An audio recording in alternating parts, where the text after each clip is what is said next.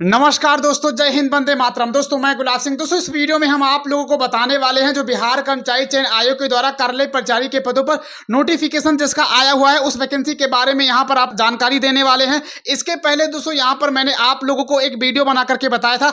आप लोग दोस्तों स्क्रीन पर वो थंबनेल देख पाएंगे। मैंने इसी वीडियो में कार्यालय परिचारी को लेकर सारी की सारी जानकारी यहाँ पर क्लियर कर दी गई थी। लेकिन दोस्तों उस वीडियो में भी बहुत सारा कमेंट आ रहा था। लोग लगातार पूछ रहे थे कि भैया इसकी जो सैलरी होती है कार्यालय परिचारी की 28,000 कहीं कहीं होती है, कहीं 29,000 होती है, कहीं कहीं पर 30,000, कहीं कहीं 31,000। और बिहार में ही दोस्तों, ये नहीं किसी बाहर राज्य में, बिहार में ही ये सैलरी दोस्तों अंतर देखने को मिलता है। तो आखिर ऐसा क्यों होता है, तो इस वीडियो के माध्यम से आप लोगों को ये जानकारी देने वाले हैं। और उसके अलावा यहाँ पर आप लोग अगला पॉइंट देख पाएंगे, आखिर महिलाओं को कितना आरक्षण मिला है, महिलाओं को कितना सीट मिली उसके बारे में बताएंगे। आयु सीमा की गणना कब से हो रही है, क्या दोस्तों इस एग्जाम में मुख्य परीक्षा भी होने वाली है उसके बारे में जानकारी देंगे। मुख्य परीक्षा में कितने लोग बैठ सकेंगे, मुख्य परीक्षा के लिए कितने लोग शामिल होंगे। और इसके अलावा यहाँ पर आप लोग अगले पॉइंट के बारे में देख पाएंगे, अगर कोई दो अभ्यर्थी, जैसे मान लीजिए दो लोग हैं, एग्जाम देते हैं और दोनों का समान नंबर आ जाता है, तो ऐसे में किसका होगा सिलेक्शन उसके बारे में जानकारी देंगे। पेपर आपका हिंदी में होगा या अंग्रेजी में होगा, और फॉर्म भरते वक्त कौन कौन सा डॉक्यूमेंट लगेगा।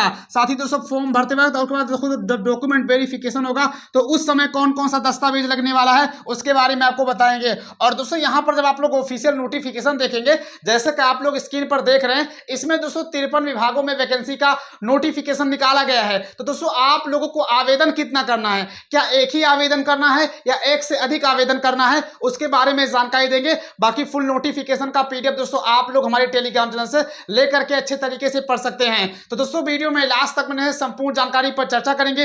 दोस्तों वीडियो में आगे बढ़ने से पहले यदि आप लोग हमारे चैनल पर नए हैं, चैनल को सब्सक्राइब करके नोटिफिकेशन बेल ऑन जरूर कर ले, क्योंकि हमारे चैनल के माध्यम से भविष्य में बिहार में कार्यालय परिचारी को लेकर इसका एडमिट कार्ड जब आएगा, जब इसकी एग्जाम डेट होगी, या दोस्तों भविष्य में इस वैकेंसी को लेकर बिहार कर्मचारी चयन आयोग के द्वारा कोई भी नोटिस क्यों न जारी किया जाएगा, तुरंत और सबसे पहले आप लोगों को हमारे चैनल के माध्यम से बता दिया जाएगा। चैनल को सब्सक्राइब करके नोटिफिकेशन बेल ऑन जरूर कर ले। अब दोस्तों चलते और आप लोग को सारी जानकारी वन बाय वन करके अच्छे तरीके से बताते हैं। यहां पर दोस्तों बात करेंगे सैलरी के बारे में। आखिर कहीं कहीं पर सैलरी 28,000, 29,000, 30,000, तो ऐसा क्यों होता है। तो दोस्तों यहां पर आप लोगों को सबसे पहले 19,000, इसका 19,000 अप्रोक्स जो है 900 वगैरह बेसिक पे है। अब बेसिक पे जो है लगभग सबका सेम ही रहता है, लेकिन यहां पर दोस्तों डिफरेंस जो एचआरए वगैरह हो जाएगा। अब डीए यहां पर दोस्तों 53% है बिहार में, एचआरए का फर्क होता है। अब दोस्तों यहां पर जैसे मान लीजिए आपकी जॉब जो है पटना में लग जाती है, तो पटना में आपका वेतन जो है ज्यादा होगा, पटना में आपका ज्यादा वेतन होगा, तो पटना में ज्यादा महंगाई भी तो है, तो ये महंगाई के ऊपर डिपेंड करता है।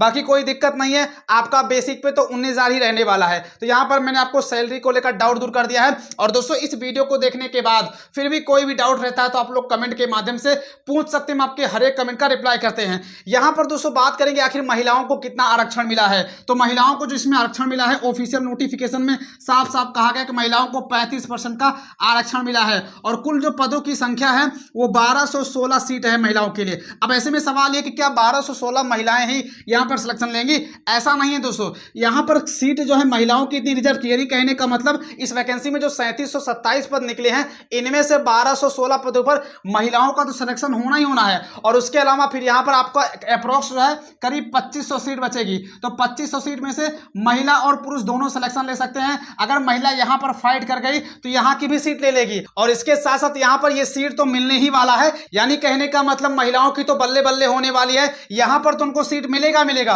और उसके अलावा वो यहां पर भी फाइट करके सीट ले सकती हैं, मेल कैटेगरी वाला। अब दोस्तों यहां पर बात करेंगे आयु सीमा की गणना। तो आप लोगों को जो उम्र सीमा की गणना है दोस्तों 1 अगस्त 2025 से आप लोगों की उम्र सीमा की गणना की जा रही है। बात करेंगे क्या मुख्य परीक्षा होगी, इसका जवाब दोस्तों हाँ भी है और ना भी है। कैसे, यहां पर दोस्तों आप लोग जब ऑफिशियल नोटिफिकेशन पढ़ेंगे तो उसमें साफ साफ ये लिखा गया है कि अगर आवेदन फॉर्म जो है 40,000 से अधिक पड़ जाते हैं तो आपका जो है 2 एग्जाम होगा, जिसे दोस्तों प्रारंभिक परीक्षा और उसके बाद आपका मेंस एग्जाम होगा, अगर 40,000 से अधिक आवेदन पड़ते हैं। लेकिन अगर 40,000 से कम फॉर्म पड़ेंगे तो दोस्तों केवल आपका एक ही एग्जाम होगा और ये वाला होगा। तो यहां पर दोस्तों कंडीशन है। और आप लोग दोस्तों जानते हैं कि बिहार है, तो बिहार में 40,000 से अधिक फॉर्म तो पढ़ ही जाएंगे, यानी साफ साफ कहने का मतलब दोस्तों इसमें 2 एग्जाम होगा अगर 40,000 से अधिक फॉर्म पड़ते हैं। अब ऐसे में दोस्तों सवाल यह कि जब मुख्य परीक्षा होगी तो मुख्य परीक्षा में कितने लोग बैठेंगे, कौन कौन लोग बैठेंगे बिहार कर्मचारी चयन आयोग ये पता कैसे लगा पाएगा आखिर मुख्य परीक्षा इस अभ्यर्थी को देना है या इस अभ्यर्थी को नहीं देना है। तो यहाँ पर दोस्तों बीएसएससी ने एक फॉर्मूला डिसाइड किया है और वो क्या है, तो दोस्तों वो उन्होंने ये कहा कि वैकेंसी का V/5 कहने का मतलब वैकेंसी के 5 गुना अभ्यर्थी को ही मुख्य परीक्षा यानी कि मेंस एग्जाम देने का मौका मिलेगा। अब यहाँ पर आप लोगों का 3727 सीट है, तो 3727 का जैसे आप लोग 5 गुना करेंगे फाइनली उन अभ्यर्थियों की संख्या निकल जाएगी जो लोग मुख्य परीक्षा देंगे। अप्रोक्स दोस्तों आप लोगों का यहाँ पर जो 18-19 ये आवेदन होगा, तो आप लोगों का मुख्य परीक्षा में केवल इतना ही कंपटीशन रहेगा, इतना ही लोग 18-19 लोग मुख्य परीक्षा में बैठेंगे। यहाँ पर बात करेंगे समान नंबर मान लीजिए किसी अभ्यर्थी के आ गए, तो ऐसे केस में कर्मचारी चयन आयोग सिलेक्शन किसका देगा। तो दोस्तों इसके लिए भी बिहार कर्मचारी चयन आयोग ने ऑफिशियल नोटिफिकेशन में एक बात कही है, वहां पर दोस्तों साफ साफ ये लिखा गया है कि मान लीजिए किसी अभ्यर्थी का जो है 2 नंबर समान आ गया, किसी अभ्यर्थी का 81 नंबर आ गया, अब यहाँ पर ए नंबर का भी आ गया, बी नंबर वाले का आ गया, अब ऐसे में सिलेक्शन किसका होगा, ए वाले का होगा या बी वाले का। तो दोस्तों यहाँ पर सबसे पहले जो कर्मचारी चयन आयोग है वो दोनों की डेट ऑफ बर्थ देखेगा, जिसकी उम्र ज्यादा होगी उसका दोस्तों सिलेक्शन हो जाएगा, यहाँ पर इतना ही कहा गया है। और उसके बाद दोस्तों मान लीजिए अगर दोनों की उम्र जो है सेम है, दोनों का डेट ऑफ बर्थ सेम है, तो ऐसे में दोस्तों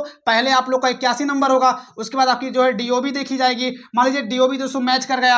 अब उसके बाद दोस्तों यहाँ पर जो आप लोगों का अगला नंबर होगा, यहाँ पर ए और बी का दोस्तों जो अल्फाबेट नेम है वो देखा जाएगा। अब जैसे मान लीजिए किसी व्यक्ति का नाम सूरज है और किसी का नाम अखिलेश है, तो यहाँ पर जिसका आ से पड़ा है पहले सिलेक्शन अखिलेश वाले का होगा, सूरज का बाद में, क्योंकि एस जो है बाद में आता है, तो सिलेक्शन इस हिसाब से होने वाला है। तो यहाँ पर मैंने आप लोगों को बता दिया। मान लीजिए अब यहाँ पर दोस्तों बात करेंगे पेपर हिंदी में होगा या अंग्रेजी में होगा, तो आप लोगों का जो पेपर होगा वो दोस्तों दोनों भाषाओं में यहाँ पर आप लोगों का पेपर होने वाला है। लेकिन कर्मचारी चयन आयोग ने एक बात कही है, मान लीजिए अगर किसी क्वेश्चन जो है कोई क्वेश्चन गलत हो गया या किसी क्वेश्चन पे ऑब्जेक्शन होता है, तो जो अंग्रेजी वाला होगा उसी की बातें माननी होंगी। अब जैसे दोस्तों मान लीजिए आप लोगों ने हिंदी में एग्जाम दिया, अब हिंदी में आपने एग्जाम दे दिया, अब ऐसे में दोस्तों मान लीजिए हिंदी में कोई विकल्प या कोई प्रश्न गलत आ जाता है, लेकिन वही प्रश्न अंग्रेजी में सही रहता है, तो फाइनली दोस्तों यहाँ पर अंग्रेजी वाले का माना जाएगा, हिंदी वाले का दोस्तों कोई नहीं माना जाएगा। तो आप लोग दोस्तों दोनों भाषाओं में पेपर तो दे देंगे, लेकिन यहाँ पर अंग्रेजी की प्राथमिकता होगी। फॉर्म भरते वक्त क्या क्या डॉक्यूमेंट लगेगा, सबसे महत्वपूर्ण पॉइंट दोस्तों यही चीज है। अब आप लोग को अच्छे तरीके से बताते हैं आखिर कौन कौन सा यहाँ पर डॉक्यूमेंट लगेगा। यहाँ पर सबसे पहले दोस्तों आप लोगों को आवेदन करना है, तो कम से कम दोस्तों आप लोगों के पास जो है 1-2 महीने पुराना ही फोटो होना चाहिए, बहुत ज्यादा पुराना फोटो, क्योंकि फोटो ऑलरेडी लगेगा, तो आपका फोटो होना चाहिए और फोटो के साथ साथ सिग्नेचर वगैरह चाहिए। अब यहाँ पर दूसरा जो पॉइंट आप लोग का हो जाएगा, आपके पास दोस्तों फोन नंबर भी होना चाहिए, ईमेल आईडी, तभी तो ओटीपी वगैरह आएगा। और तीसरे पॉइंट में दोस्तों आप लोगों का यहाँ पर कास्ट सर्टिफिकेट होना बहुत जरूरी है। मान लीजिए आप लोग जो है ओबीसी कैटेगरी के हैं, तो आपका एनसीएल होना जरूरी है, और जो अंचल अधिकारी होता है उसके लेवल बन जाए, कोई दिक्कत नहीं है। यदि आप लोग दोस्तों जो है जनरल वाले हैं तो ईडब्ल्यूएस बनवा सकते हैं, बाकी एससी एसटी वाले अपना कास्ट सर्टिफिकेट बनवा लेंगे। तो यहाँ पर दोस्तों कास्ट सर्टिफिकेट हो गया। अब बहुत सारी महिलाएं जो है विवाहित होती हैं, तो ऐसे में सवाल ये कि आखिर उनका कास्ट सर्टिफिकेट किसके नाम पर बनेगा, उनके पति के नाम पे बनेगा या उनके पिता के नाम पे। उनका जो सर्टिफिकेट है उनके पिता के नाम से बनेगा। बहुत सारी महिलाएं जो पति के नाम से, तो पति के नाम से नहीं बल्कि उनका पिता के नाम से बनने वाला है कास्ट सर्टिफिकेट। तो यहाँ पर मैंने आप लोग को बता दिया है। और उसके अलावा दोस्तों आप लोगों का जो है 10वीं का मार्कशीट भी आपके पास होना चाहिए, क्योंकि इस बहाली का जो नोटिफिकेशन निकाला गया है इसमें आवेदन करने की जो योग्यता है वो 10वीं पास है। तो दोस्तों इतना दस्तावेज तो आप लोग के पास होना ही चाहिए, तभी आप लोग इसमें आवेदन कर पाएंगे।